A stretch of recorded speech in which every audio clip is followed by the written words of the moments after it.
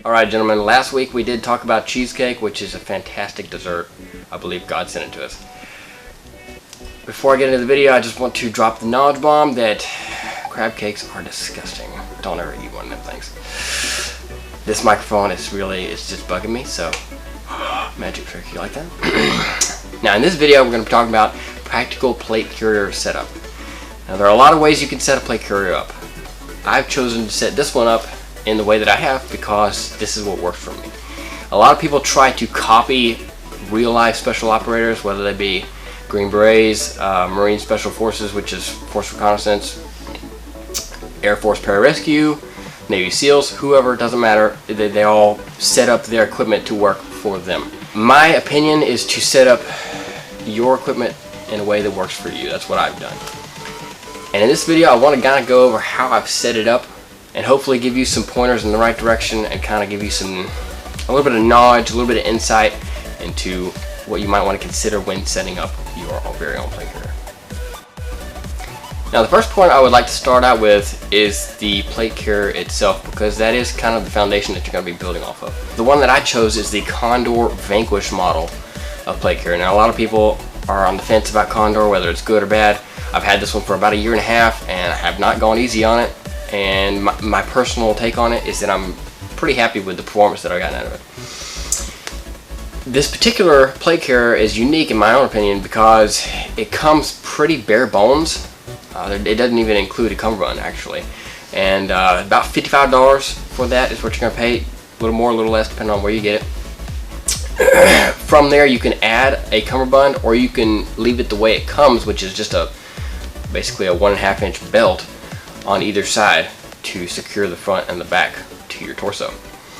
I chose to put a cummerbund on mine so that I have the ability to add pouches. If you have just the belt, you can't really add anything unless you're a fan of things flopping and moving around, which is not enjoyable in my opinion. A few specific points that I did want to hit on with this particular plate carrier. The quality, in my own experience, pretty good.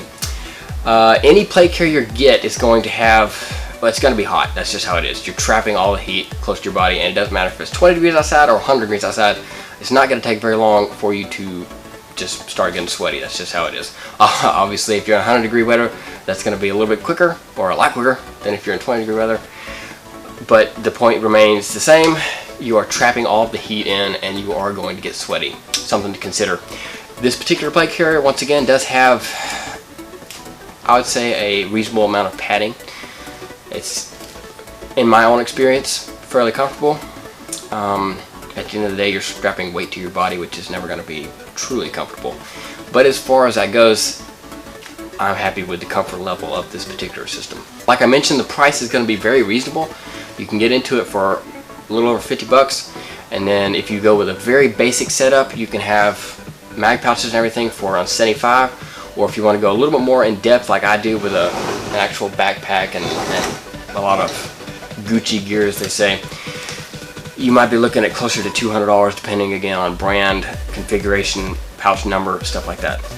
One point that I would make mention of is that I'm not a very large individual. I'm about 5'10" if I stand on my tippy toes. But in a serious note, I'm a little bit under 5'10" and weigh about 150 pounds, 155. I kind of fluctuate a little bit, but somewhere in that neighborhood. This plate carrier would not go small enough to fit me in the way that it's supposed to. There's a little divot at the base of your throat, and that's pretty much where the top of the plate carrier is supposed to be. If you're wearing plates and you want to do it correct, where the plates are covering vitals and that sort of thing. And the plate carrier would not adjust tight enough to go all the way up. It also would not go tight enough in the waist with the cummerbund or with the included 1.5 inch belt like I mentioned earlier. It would not go tight enough for my waist, which is about a 32 inch waist. The smallest the belt would go was 36, 38 inches, somewhere in that neighborhood, which is obviously way too loose. So I did have to alter this plate carrier to achieve the best fit in terms of what I wanted in a plate carrier. So just keep that in mind if you're a smaller dude. If you're a bigger guy, not a problem, but like I said, if you're a smaller individual, you might want to keep that in mind when looking at plate carriers, regardless of brand or model or what have you. Next up, I wanted to get into pouches and why they're located in the area that they are. And to kick that off, we're going to get directly into the radio pouch, which is located at approximately my 8 o'clock position. That is the positioning of that particular pouch. I put it in that area because I can still get to it, but it is kind of tucked out of the way where I'm not, you know, having to go underneath something or try to reach over or anything like that. Continuing on that note, before I switch topics, I do have the U94 push to talk, if I can figure out where it is. I do have it wired in through some of the empty MOLLE, just to take up loose cable, so I don't have cable flapping around in the wind. That'd be very unprofessional. And the whole point of this is to look professional, okay? It may be a game, but you absolutely must look like you know what you're doing, okay? Please don't miss it. Now we'll go ahead and move into these magazine pouches. Now the company ITW does make a magazine pouch called the Fast Mag, of which these are replicas. It is actually a friction-based magazine pouch, so you can tell the Velcro does not like it, but if you do it in a quick manner, it comes out quickly. But I like them because there's no actual retention other than the friction that is created by these rubber bands, basically glorified rubber bands. But I have them positioned in this manner so that they're out of the way of whatever gear I need to get to. So for instance, if I'm shouldering a weapon on this side, shouldering my rifle or whatever, I have this one dropped down, facing down obviously, so that it does not impede my ability to acquire a fast side picture.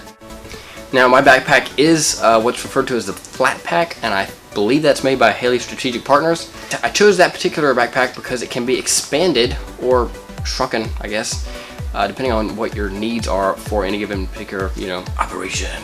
So if you have something that extended where you need extra batteries, BBs, magazines, whatever, you can expand it if you need to, or you can leave it slim, which is about 3 inches or so, which is a very convenient feature, you know, for my own personal uses. Also, I do have a hydration bladder in the backpack because it does have a built-in sleeve for that. If you'd like a specific video on that, let me know in the comment section down below and I'll be happy to produce that. But I'm going to go ahead and spin around for you guys and give you a little look at the way it is positioned on my back.